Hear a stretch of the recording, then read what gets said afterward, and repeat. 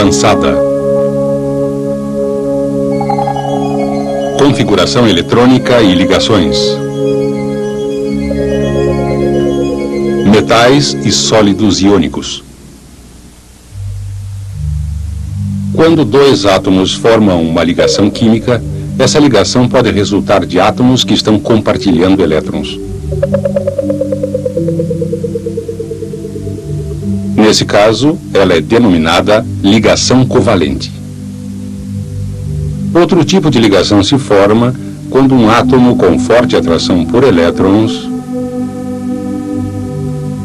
encontra outro átomo que tem atração muito fraca por seus elétrons externos.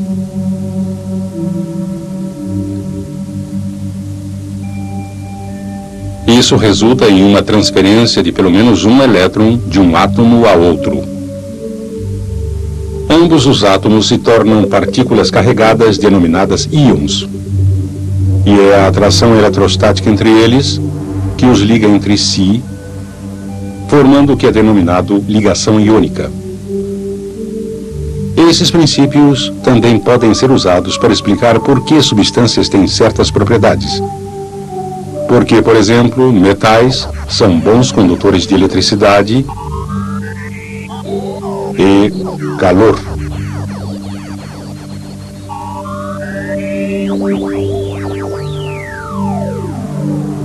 Eles também explicam por que o metal pode ser transformado em lâminas finas ou estirado em longos fios. Os elementos metálicos estão no lado esquerdo da tabela periódica. As configurações eletrônicas de muitos metais compartilham uma característica particular. Seus elétrons mais externos são usualmente elétrons do orbital S. Um orbital S tem forma esférica e seus elétrons podem estar em qualquer lugar dentro de seu volume.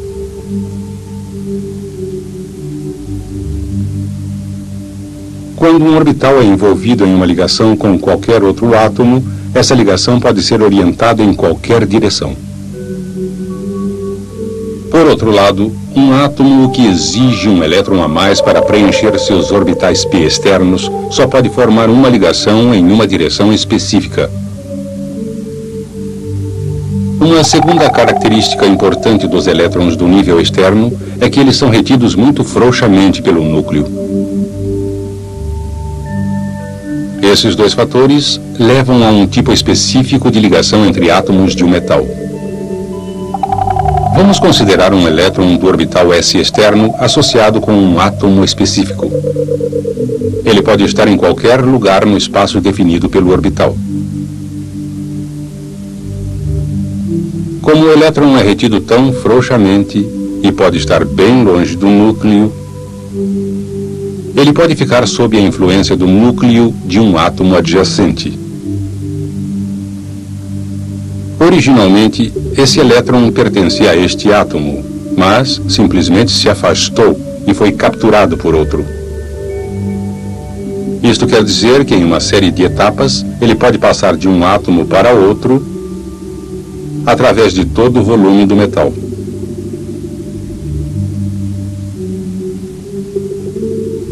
Essa liberdade de movimento não é limitada ao elétron externo de somente um átomo. Como cada átomo do metal tem pelo menos um elétron no orbital S externo, e todos esses elétrons têm a mesma liberdade de movimento que o elétron que acabamos de considerar, todo o sistema se comporta como uma série de cargas positivas fixas em um mar de elétrons carregados negativamente. Os átomos são ligados um ao outro por essa configuração de compartilhamento, embora os elétrons que são compartilhados não permaneçam em uma área específica. Isso explica por que os metais são bons condutores de eletricidade.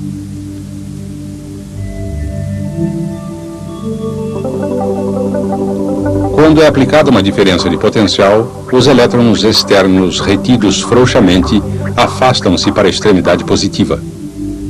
Metais também são bons condutores de calor. O calor aumenta a energia cinética dos elétrons e dos átomos. Novamente, como os elétrons externos são retidos frouxamente, eles aumentam a velocidade a qual essa energia é transferida a núcleos de elétrons adjacentes. Existe outra diferença importante entre as ligações presentes em um metal e as de uma substância como o diamante. Em um diamante, os átomos de carbono estão ligados um ao outro em direções muito precisas. Isso torna o diamante duro e inflexível. Em vez de se encurvar ou deformar, ele quebra ou sofre clivagem ao longo de uma trajetória precisa.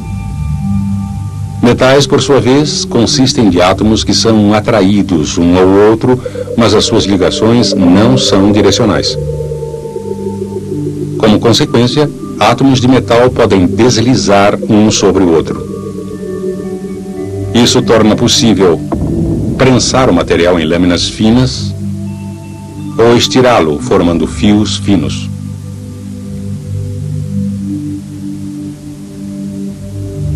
Metais e diamantes não são as únicas substâncias compostas de uma rede de átomos.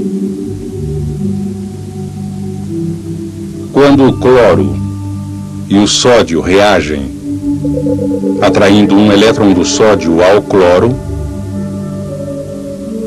formam-se dois íons que se mantêm juntos por atração eletrostática. Na realidade, quando ocorre essa reação, estão envolvidos muitos íons de sódio e cloro. Como todos os íons resultantes estão carregados, eles atrairão íons da carga oposta e repelirão íons da mesma carga. Isso faz com que se orientem de uma maneira muito específica. Quando se juntam, o tamanho relativo dos dois tipos de íons é importante na determinação do formato do cristal. Para o cloreto de sódio, o formato resultante é um cubo, quer o cristal seja pequeno ou grande. As grandes forças de atração entre os íons do cristal têm uma forte influência sobre as propriedades da substância. Como os íons são mantidos em uma posição fixa, os sólidos iônicos são duros e inflexíveis. Eles tendem a se quebrar quando recebem uma batida forte. Como eles não têm elétrons retidos frouxamente, sólidos iônicos tendem a ser isolantes e não condutores de eletricidade. Pelo mesmo motivo, não conduzem o calor e, para fundir, devem ser aquecidos a uma alta temperatura. Quando no estado fundido, os íons têm liberdade de movimento e, portanto, as substâncias se tornam um excelente condutor de eletricidade.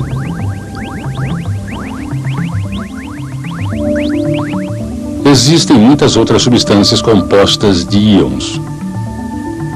Em todos os casos, o cristal iônico tem um formato peculiar que é determinado pelo tamanho relativo e pela carga dos íons envolvidos. Isso mostra, mais uma vez, que, entendendo a configuração eletrônica e as ligações, não precisamos estudar um por um a lista aparentemente interminável de compostos existentes.